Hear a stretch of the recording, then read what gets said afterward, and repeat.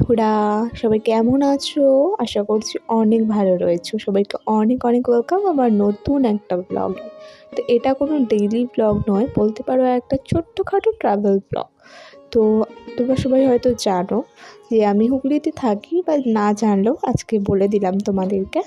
তো যাব একটা মন্দিরে, খুবই নামকরা একটা মন্দির। তো সেই কারণে দেখো এখন আলতা পরে নিচ্ছি পায়ে, আলতা ঠালতা পরে তারপরে যাব। যেহেতু মন্দিরে যাচ্ছি আর আলতা পরতে বেশ ভালোই লাগে, কিন্তু ওই পরে ওঠা হয় না। এই যা, এটা হলো আমাদের হুগলি জেলার খুব নামকরা একটা মন্দির। এটা কিন্তু আমরা বইয়েও পড়েছি। তো সেটা হলো হংসেশ্বরী মন্দির। তো অনেক দিন যাওয়া হয় না, তো হঠাৎ করেই প্ল্যান হলো যে যাব।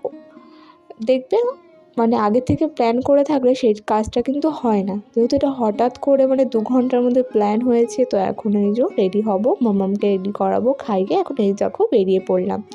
তো তোমরা জানোই আমাদের এখানে রাস্তার কাজ হচ্ছে, অনেক দিন ধরে হচ্ছে, অনেক বড় প্রজেক্ট।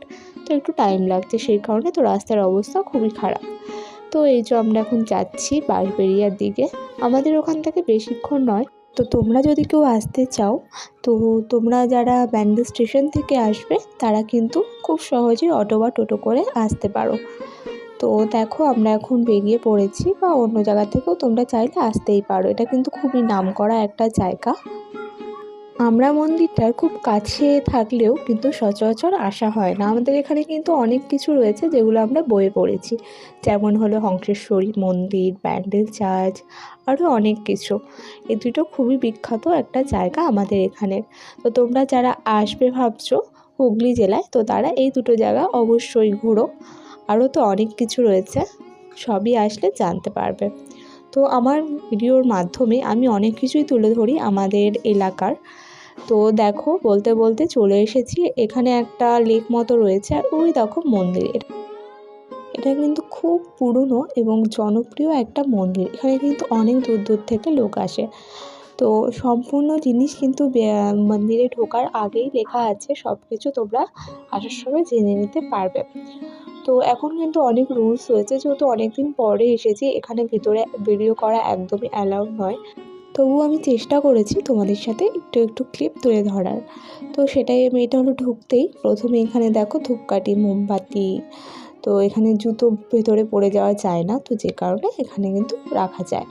তো ওই যে দেখো মন্দিরে ঢুকতেই এখানে সব নিয়ম কানুন এখানে বোর্ডে বোর্ডে লেখা রয়েছে। তো আমরা যেহেতু টাইমটা খুব বেটাইমে এসেছিলাম, যে কারণে টাইমটা ঠিক মনে ছিল না। তো বলতে পারো এই টাইমটা মন্দিরটা বন্ধই থাকে, মেন মন্দিরটা বন্ধ থাকে না, বাট আশেপাশে তুমি ঘুরতে পারবে না, অনেক রেস্ট্রিকশন দেওয়া থাকে। তো যেই কারণে তো তোমরা যারা আসছে ভাবছো তারা কিন্তু ওই 1টা থেকে ওই 4টে পর্যন্ত আসবে না, মধ্যে আসবে না। তার আগে পিছে তোমরা কিন্তু আসতেই পারো, এমনি এসে মন্দিরে ঠাকুর দর্শন করে যেতে পারবে, কিন্তু আশপাশের যে সৌন্দর্য আর টেরাকোটার যে আসল মন্দিরটা, ওটা কিন্তু তোমরা দেখতে পারবে না, যেটা কিনা পুরোপুরি হাতের কাজ। আর এই দেখো এখানে কি সুন্দর করে সাজানো, আর মায়ের মুখটা কিন্তু খুবই সুন্দর, আর অনেক পুরনো এই ঠাকুরটি, অনেক দিনের, বহু বছরের পুরনো।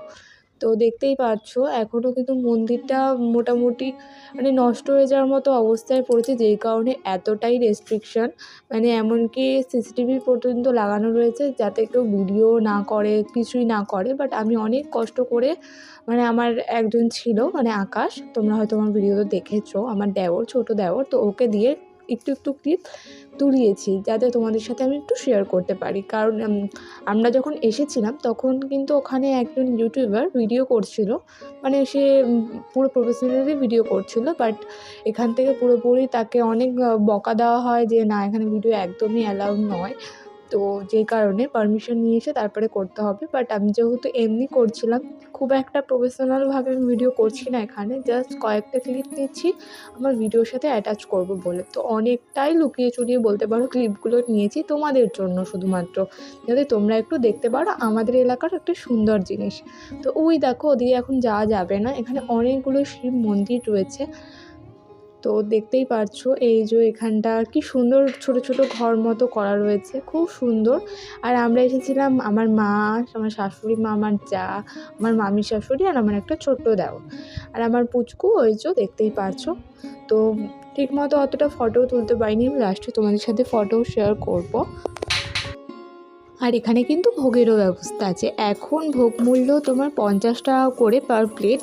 তোমরা খেয়েও যেতে পারো, চাইলে নিয়েও যেতে পারো। তো আমরা আমাদের ভোগ কিন্তু নিয়ে গেছিলাম বাড়ির জন্য, বাড়িতে গিয়ে খেয়েছি। আর চাইলে তোমরা এখানে বসেও খেতে পারো।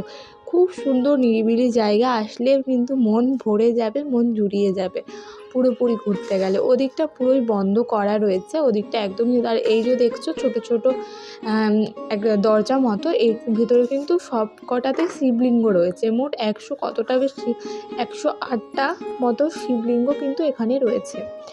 তো এই দেখো খুব সুন্দর একটা জায়গা। এই যে এখানে আমরা একটুখানি ফটো সেশন করাচ্ছিলাম।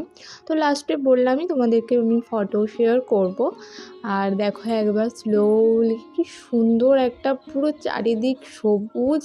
আর ওই জায়গাটা কিন্তু আরও সুন্দর, বলা যায় ওইখানটা থেকে রানীরা ডাইরেক্ট গঙ্গায় যেত স্নান করতে। ওখানে একটা গুপ্ত মানে সুড়ঙ্গ মতো রয়েছে, যেটা সবাই বলে, আর আছেও হয়তো, আমারও মনে হয় এটা। তো আর এখানে কিন্তু অনেক রাজবাড়িও ছিল, যেটা কিনা এখন নেই। এখানে ভিডিও করাই যাবে না, সব বারণ।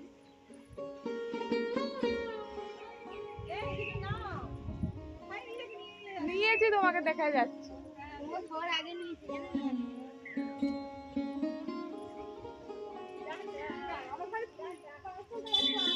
মা প্রথমবার এসছে হংসের মন্দির, জীবনে আসিনি। এখানকার বউ, তাও আসি।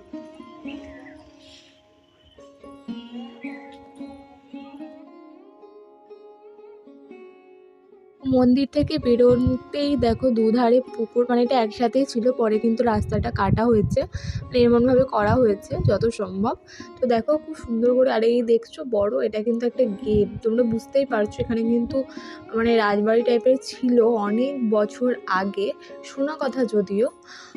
আর কিছু কিছু দেখেও মনে হয়, হ্যাঁ মনে হয় এখানে সত্যিই ছিল। খুবই সুন্দর একটা জায়গা, পুরোপুরি সবুজ। তো চলো এখন ফটোগুলো তোমরা দেখে নাও।